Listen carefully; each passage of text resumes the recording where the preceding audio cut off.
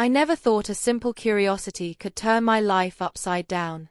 I mean, who would have guessed that one innocent peek into my sister's closet would completely derail my sense of self, or maybe, uncover a side of me I didn't even know existed? It all started on a Sunday afternoon. The house was quiet, my parents were out running errands, and my sister, well, she was probably in her room, scrolling through her phone like usual. I had just gotten off work, exhausted from another long day, and I needed something to distract myself. Something different. Something forbidden. Her room door was slightly ajar, and I swear, I don't even remember why, but my curiosity just pulled me in. There it was, the most beautiful, delicate dress I had ever seen. It was hanging neatly in her wardrobe, a soft, pale pink dress with lace trimming and tiny floral embroidery that made it look like it belonged in a magazine. My heart started racing. I knew I shouldn't, but I couldn't resist. I remember the first moment I slipped it over my shoulders. The fabric was so soft against my skin, almost electric. It felt right. The mirror in the corner reflected a version of me I'd never met before. My chest tightened, not from fear, but from an unfamiliar thrill. The dress hugged me perfectly, accentuating curves I didn't even realize I had.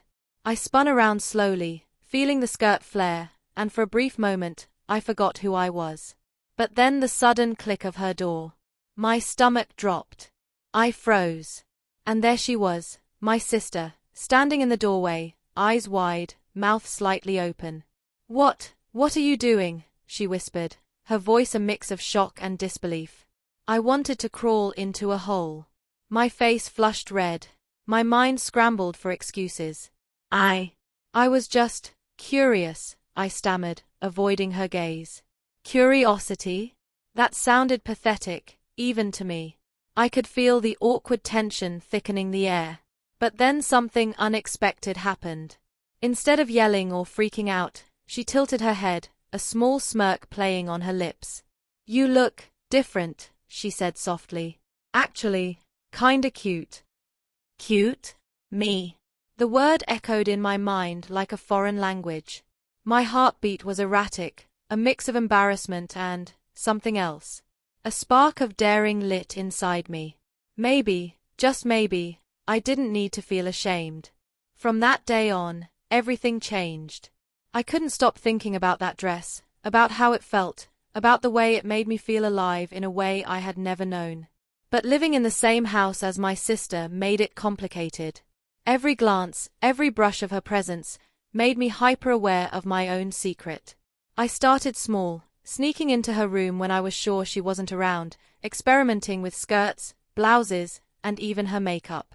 Each time I caught a glimpse of myself in the mirror, I was met with a mix of fear and exhilaration. I didn't know who I was becoming, but I couldn't stop. At first, I kept it hidden. I wore baggy clothes around the house, trying to suppress the excitement, but the longing never went away. Even at work, I found myself daydreaming about slipping into a pair of tights, trying on different lipsticks, imagining how it would feel to step out of my own skin. The problem was, my life didn't pause for me. Work was relentless. My friends noticed I was distracted, and my sister, she wasn't oblivious. One evening, she approached me in the kitchen, her expression unreadable. "You've been acting different," she said carefully, leaning against the counter. "I know something's going on." Panic surged, but so did a strange sense of relief. Finally, I didn't have to lie. I took a deep breath. I've been trying some of your clothes," I admitted, my voice barely above a whisper. I don't know, it feels right." Her face softened. She reached out and gently touched my arm. "It's okay. I get it. But you have to be careful. People can be cruel." Her words lingered in my mind. They were a mix of caution and permission. And that night, I locked myself in my room, pulling out the items I had secretly hoarded over the past few weeks. A new world was unfolding, one that was both terrifying and intoxicating. I started keeping a journal, detailing every outfit, every experiment with makeup, every subtle shift in my voice and posture. I discovered the power in a swipe of eyeliner, the confidence in a well-chosen skirt.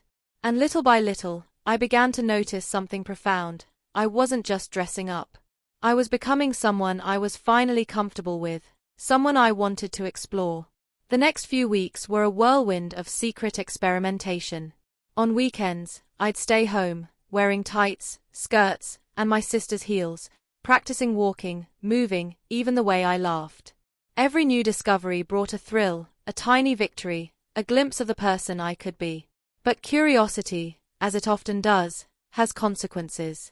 One afternoon, I decided to test my limits.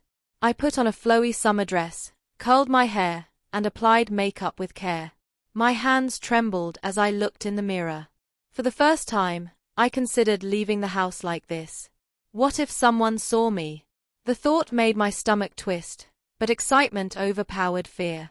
I stepped outside, heart pounding, the sun warming my skin. Neighbors were around, jogging, walking dogs, but I felt invisible in a way I had never known. Every step was an act of courage. Every glance in my reflection on store windows was a thrill. I could feel my confidence growing, tiny, trembling at first, then more certain with each passing minute. Yet, reality was always lurking.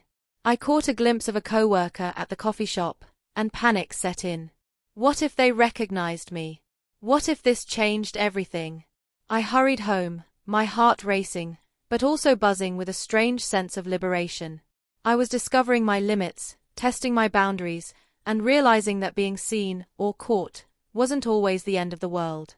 Of course, life doesn't give you endless practice runs. One evening, while sneaking into the living room to grab a snack, I heard a voice that made my blood run cold. "Who's there?" My sister had returned early. My pulse skyrocketed. I froze, caught in the dim glow of the kitchen light, still wearing her oversized cardigan over a dress. She stepped closer, her eyes narrowing, and I knew I was about to be discovered. But then she laughed. A soft, incredulous laugh. "You just can't stop, can you?" I lowered my gaze, feeling the heat of embarrassment flood my face. I can't help it," I admitted, my voice shaky. She sighed, shaking her head, but there was warmth in her tone. "You know, if you're going to do this, you should at least embrace it properly. Stop sneaking around. Own it." Her words were like a key turning in a lock. Something clicked inside me. For the first time, I considered stepping fully into this version of myself. Not just behind closed doors, not just in secret, but in a way that could redefine who I was. The following weeks were transformative. I learned to blend the lines between fear and confidence, experimenting in public spaces cautiously, coffee shops, the park, even a local bookstore. Each outing, I refined my walk, my voice, my gestures. Every smile from a stranger felt like a small affirmation, a validation that this side of me was real and worthy. But as with any journey of self-discovery, conflict was inevitable. One evening, a coworker noticed something, an eyeliner smudge, a softer gesture, a more animated tone, and asked a pointed question. "You changed something about yourself, haven't you?" My heart thumped. I could lie, shrink back into my old life, retreat into shadows. But something in me had shifted. I looked them in the eye and smiled, a tentative but honest smile. "Yes, I've been exploring a new side of me," I said. My voice sounded steadier than I expected. They blinked, surprised, but then nodded. "Good for you," they said simply. And just like that, the tension lifted. I realized then that embracing this part of me wasn't just about clothes or makeup. It was about authenticity, courage, and finally allowing myself to exist fully in my own skin. The climax came unexpectedly. A close friend from college invited me to a small gathering. I debated endlessly. Should I go as myself, or should I go as the version of me I had come to love? Every scenario played in my head: embarrassment, laughter, acceptance, rejection. In the end, I chose her. The new me. I arrived, nervous but determined, my dress flowing, hair curled, makeup perfect. For the first few minutes, I watched people's reactions. Some curious, some surprised, but nothing cruel. And then something amazing happened. They treated me like me. Not the old me, not the secret me, just me. I laughed, I danced, I spoke freely, and I realized I had crossed a threshold. I was no longer hiding. From that night on, my life shifted. I became more confident, more playful, more myself. My sister was my ally, helping me navigate outfits, hairstyles, and social situations. My parents, eventually, learned slowly and carefully, and while there were moments of awkwardness, they respected my journey. Looking back, I can't believe how far I've come. The person staring back at me in the mirror today is someone I love, a blend of courage, curiosity, and authenticity. I've learned that transformation isn't just about clothes, it's about discovering who you are when no one is watching, and then deciding whether you have the courage to be that person when everyone is. And honestly, I do. Every day, I wake up excited to be me, fully, unapologetically. That initial shock, the embarrassment, the fear, it all led me here. To freedom. To joy. To myself. So if there's one thing I want you to take from my story, it's this. Curiosity can be scary, and change can be terrifying, but sometimes, the most unexpected moments reveal who you were always meant to be. Embrace it, explore it, and never apologize for the journey that leads you to your true self. I never thought stepping outside in a dress could feel like stepping onto a tightrope. One misstep and everything could collapse. But after weeks of hiding in my sister's room, practicing makeup and learning to walk in heels, I finally decided to test the waters in public. It started small. A walk to the corner store, just me and the quiet hum of the street. I wore a soft pastel skirt, paired with a fitted blouse, and a cardigan to cover my shoulders, nothing too bold. But even that felt monumental. My hands trembled slightly as I pushed open the door, my reflection catching in the glass panel. I barely recognized the girl staring back at me. There was a spark in her eyes I hadn't seen in years. Boldness, curiosity, and something dangerously close to confidence. The first few steps were the hardest. Every passerby felt like they were staring. I imagined whispers, judgment, even ridicule. My heart hammered in my chest. But as I walked, I noticed something unexpected. Most people didn't care. Some smiled politely, some didn't notice at all. And with every step that went by without disaster, a small, thrilling sense of liberation grew inside me. I started venturing further, experimenting with outfits that felt bolder. A flowing floral dress on a sunny afternoon, a tighter skirt with boots on a windy evening. Each time, I refined my movements, my posture, even my gestures. I watched my reflection in shop windows, studying the way my hips swayed, how my hands rested, the way my voice softened naturally when I spoke.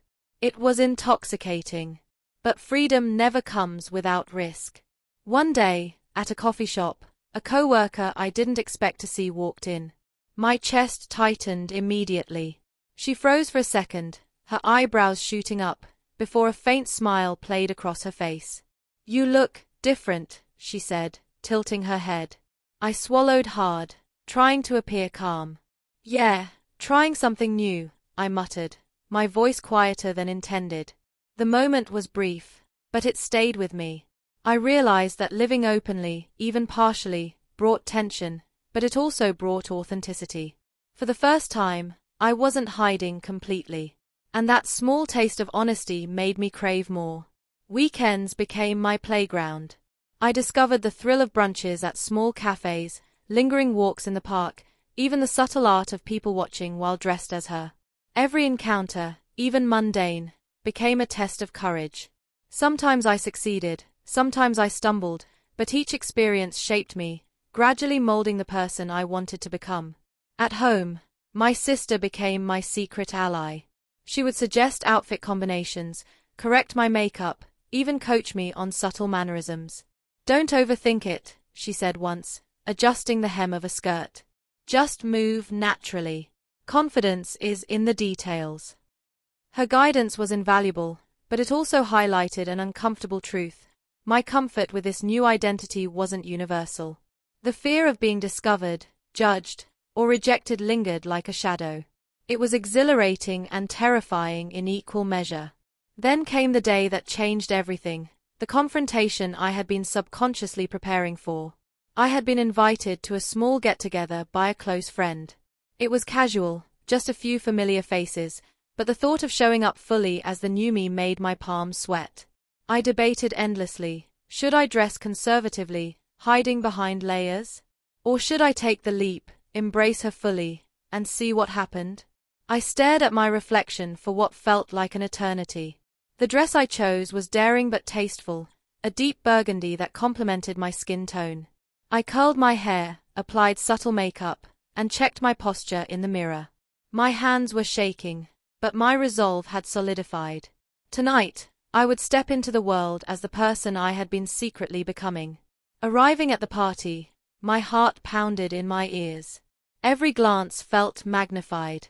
Some friends looked shocked, some curious, but then something miraculous happened. They treated me as me, acknowledging my presence without judgment, engaging in conversation, laughing at my jokes, seeing the person behind the dress. It was liberating. The tension that had built up over months of secrecy melted away, replaced by an unfamiliar warmth. I laughed louder than I had in years, moved freely, and for the first time, I felt fully alive in my own skin. But not all challenges were external. The real confrontation came from within. That night, lying awake in bed, I wrestled with the question that had haunted me since the beginning. Could I fully embrace this version of myself, even when no one was watching? Could I reconcile the person I had always been with the person I was becoming? The answer came slowly, almost imperceptibly. Every outfit tried in secret, every walk in public, every conversation I had navigated while dressed as her, it all led me here. I realized that embracing this side of myself wasn't about shock value or rebellion. It was about authenticity. It was about giving permission to be seen, even at the risk of judgment. In the following weeks, life continued to shift. My relationship with my sister deepened.